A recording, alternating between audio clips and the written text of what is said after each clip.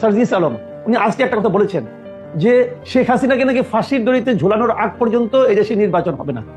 এটার মাধ্যমে সে আসলে কি করতে চায়? নির্বাচনটা কি তাহলে শেখ হাসিনা ফাঁসির দড়ি থেকে উঠানো এত সহজ?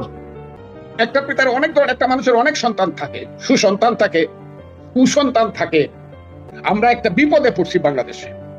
এই বিপদটার মাঝে আজকে পড়ছি, বেয়াদবদের বিপদটার মাঝে। ও কি জানে? ওর বাপে জানে।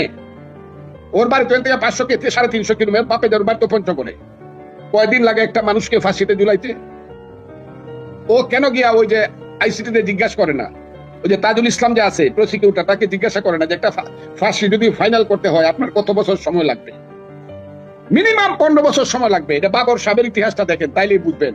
সালাম সাহেবের, টাঙ্গাইলের সালাম সাহেবের ইতিহাসটা দেখবেন। ফাঁসির অর্ডার হয়েছে 1100 সনে, কিন্তু 24 পর্যন্ত ফাঁসিতে ঝুলানো যায় নাই, কারণ এটা এপিল আছে। এপিল অনেক দেরি হয় একটা মানুষকে। তাইলে আপনি 15 বছর যদি ধরি, এই ছেলেটা বলে যে ফাঁসি নাকি, ফাঁসিতে আইনগত ভাবে হয়, তাহলে 15 বছর আপনারা থাকবেন ক্ষমতায়। হ্যাঁ, কিসকি বান্দির ফুতের নাম সুলতান খা। হ্যাঁ, সুলতান খার ছেলেরা, আল্লাহ, দুনিয়া কিন্তু এরকম থাকবে না, থাকা উচিত না।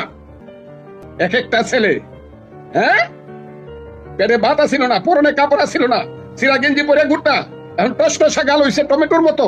কোটি কোটি টাকা আর কোটি কোটি টাকার গাড়ি দৌড়াও, আর ক্ষমতায় জোর করে থাকতে চাও, আর বাজে কথাগুলো বড় নিয়ে এই দেশের সমস্ত মানুষের গণতান্ত্রিক অধিকারকে হত্যা করতে চাও। কেন? ছোট মুখে তো বড় কথা বলা ভালো না।